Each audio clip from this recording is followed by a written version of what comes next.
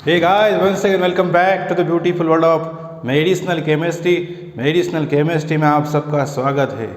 मैं रुपेश सौर्य आपको बताने जा रहा हूँ मेडिसिनल केमिस्ट्री 2 के बारे में।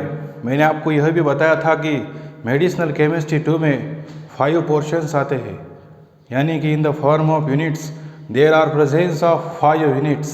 Okay, so I am going to teach you the very first article, that is the unit 1. In unit 1 there is a presence of first class known as antihistaminic agents. So what are the antihistaminic agents? You should know about that. Before the going to the antihistaminic agents, I will go through histamine. So what is histamine? Histamine is nothing but it is a nitrogenous compound. It is a nitrogenous compound.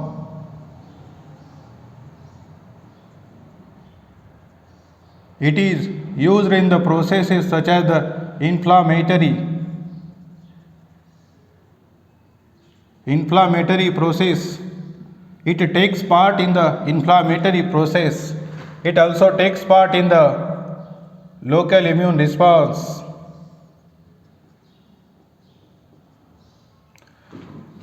And it also acts as a mediator in the itching process.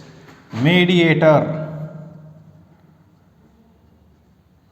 in the itching process. यह basic जानकारी आपको मालूम रहनी चाहिए कि histamine क्या होता है। हिस्टामाइन नाइट्रोजनस कंपाउंड है।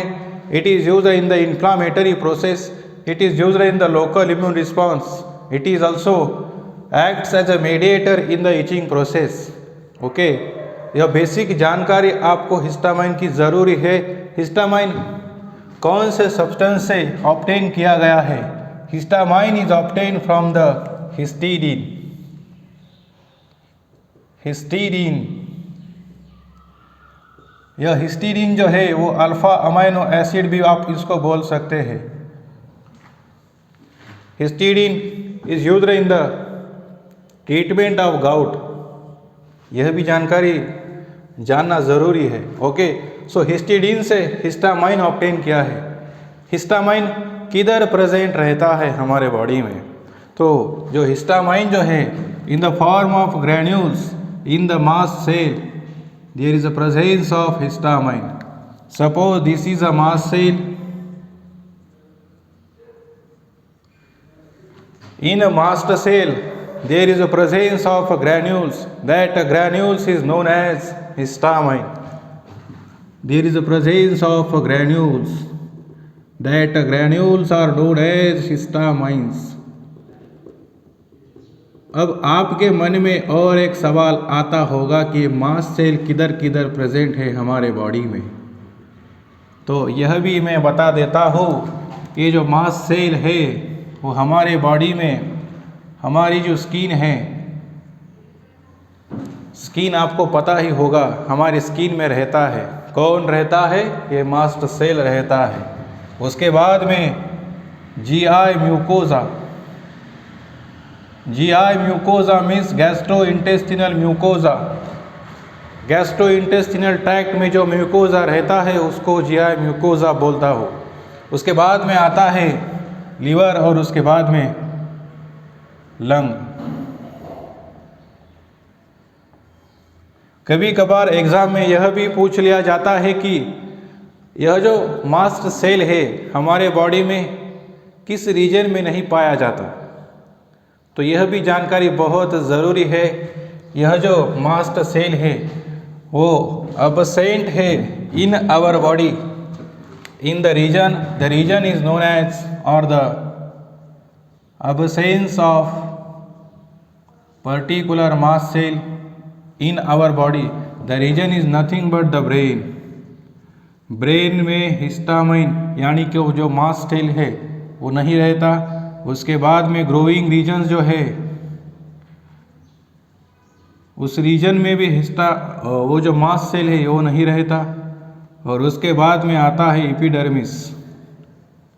एपिडर्मिस में भी मास्ट सेल नहीं रहता। एग्ज़ाम में कभी कभार यह भी पूछ लिया जाता है ये बेसिक जानकारी आपके लिए बहुत ज़रूरी है, इसलिए मैंने यहाँ पर रेड पेन से इस बोर्ड पे लिखा है। ओके, इसके बाद में यह जो हिस्टामाइन है, इसकी बेसिक जानकारी के बाद में आपको रिसेप्टर्स मालूम होना ज़रूरी है। यह जो रिसेप्टर्स है, यहाँ पर H1 receptor, then H2 receptor, then H3 receptor, उसके बाद में आता है H4 और H5 रिसेप्टर। लेकिन हमारे मेडिसिनल केमिस्ट्री में H1 और H2 रिसेप्टर के बारे में बताया है, तो आपको यह जानकारी बहुत ज़रूरी है कि H1 रिसेप्टर क्या होते हैं और उनकी लोकेशन क्या होती है। ओके, मैं ये 5 के 5 जो रिसेप्टर है उनकी लोकेशन बता देता हूँ। इनकी जो H1 की रिसेप्टर है वो सेंट्रल नर्वस सिस्टम यानी हमारा जो ब्रेन है उसमें रहता है। H2 की रिसेप्टर जो एक्सो और एंडोक्राइन ग्लैंड से उसमें रहता है, और हमारा जो GI म्यूकोजल लेयर है उसमें भी रहता है H2 रिसेप्टर। उसके बाद में through out the brain H3 receptor रहता है थ्रू आउट द ब्रेन, यह मालूम होना ज़रूरी है। H4 जो है वो हमारा जो एसिडोफिल्स है उसको हम इओसिनोफिल्स के नाम से जानते हैं, उसमें भी यह H4 रिसेप्टर रहता है। और H5 सीरोटोनिन में रहता है। लेकिन medicinal chemistry point of view अगर आप इसको देखेंगे तो H1 और H2 रिसेप्टर ही हमें बताया गया है। H1 रिसेप्टर यानी central nervous system, H2 receptor यानी GI tract, and H3 through out the brain. So basically यहाँ पे क्या होता है, बाहर से कोई भी एंटीजन हमारे बॉडी में इन्वेड हो गया और जाके H1 रिसेप्टर पे बैठ गया तो क्या होता है, हमारे जो बॉडी में जो कैल्शियम जो लेवल है उसकी लेवल इंक्रीज हो जाती है इन H1 रिसेप्टर। अगर एंटीजन H2 रिसेप्टर पे जाता है तो साइक्लिक AMP बढ़ जाते हैं। इनके माध्यम से यहाँ पर अगली आने वाली प्रोसेस जो है वो स्टार्ट की जाती है। अगर एंटीजन बाहर से आ गया और H3 रिसेप्टर पर बैठ गया तो यहाँ पे जो साइक्लिक AMP है उसका काउंट डिक्रीज किया जाता है। अब चेंजेस क्या क्या होंगे, H1 रिसेप्टर पे फॉरेन सब्सटेंस यानी एंटीजन आके बैठ गया तो मैंने बता दिया कि कैल्शियम लेवल इंक्रीज होता है। यानी क्या क्या होता है, हमारे जो स्मूथ मसल है उन पे कॉन्ट्रैक्शन आ जाता है। परमिएबिलिटी जो है, ability of a cell to induce the substances inside, that is the permeability, that permeability get increased. This is the basic information. यहाँ पर है GI ट्रैक्ट यानी इसमें जो एसिड का जो लेवल है यानी HCl का लेवल वो बढ़ जाता है। और H3 में क्या होगा, हमारा जो मैंने बता दिया हिस्टामाइन का लेवल, यहाँ पर हिस्टामाइन का जो लेवल है वो डिक्रीज हो जाता है क्योंकि साइक्लिक AMP यहाँ पर डिक्रीज किया गया है, वैसोडाइलेटेशन हो जाता है, यहाँ पर भी वैसोडाइलेटेशन हो जाता है।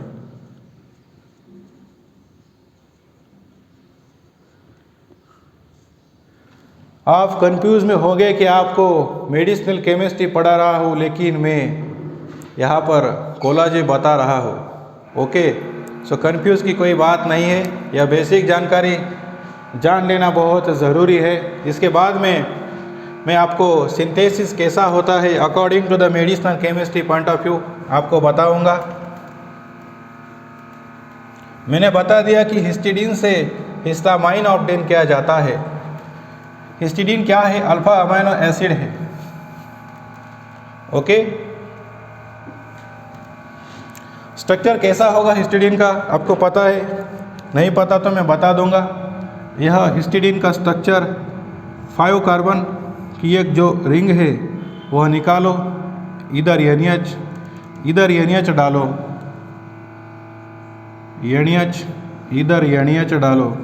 इसके बाद में यहाँ पर CH2 लिखो, इसके बाद में कार्बन, इधर हाइड्रोजन, इधर CH3 और इधर COO माइनस। यहाँ पर जो COO माइनस है इसका अगर हम रिमूवल करें with the help of that enzyme और the process, then the enzyme obtained is the D means removal of carboxylates, D carboxylates। यह रिमूव किया तो क्या मिलेगा हमको? यह बेसिक 5 कार्बन की जो रिंग है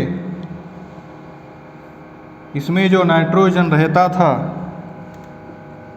वो वैसे का वैसा ही रहेगा। इधर का N, इधर का H, इधर का CH2, इधर आए तो C, इधर H, इधर CH3 और इसके बाद में COO रिमूव हो गया तो क्या मिलेगा? H मिलेगा। यह बेसिक स्ट्रक्चर है हिस्टामाइन का। यह हिस्टामाइन का स्ट्रक्चर है। यह ऑब्टेन किया गया है हिस्टीडीन के स्ट्रक्चर से।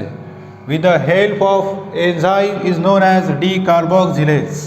सो डी कार्बोक्सिलेज, यह जो हिस्टामाइन है वो मास्ट सेल में in the form of granules रहता है। इसका अगर हमने डी ग्रैन्युलेशन किया then the process becomes like that. Okay, with the help of enzyme N methyl transferase degranulation किया तो क्या मिलेगा?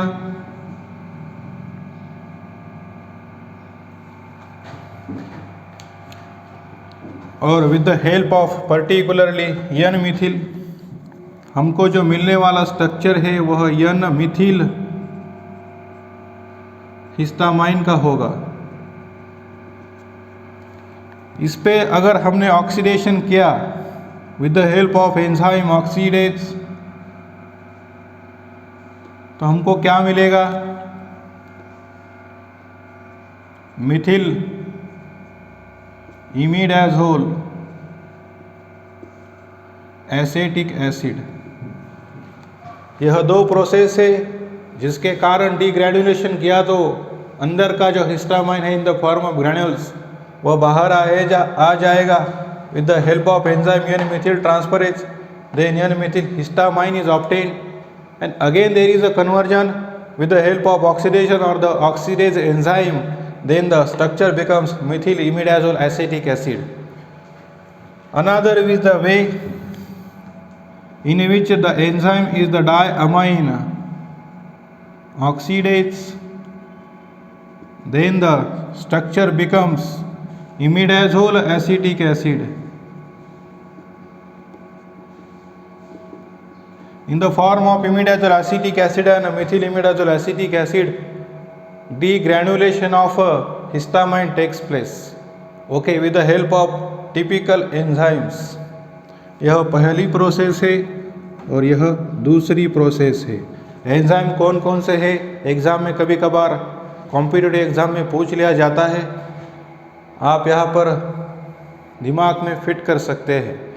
इसके बाद में आपको मैं H1 एंटागोनिस्ट क्या होता है, H2 एंटागोनिस्ट क्या होता है वह आगे की नेक्स्ट लेक्चर सीरीज़ में बताऊंगा।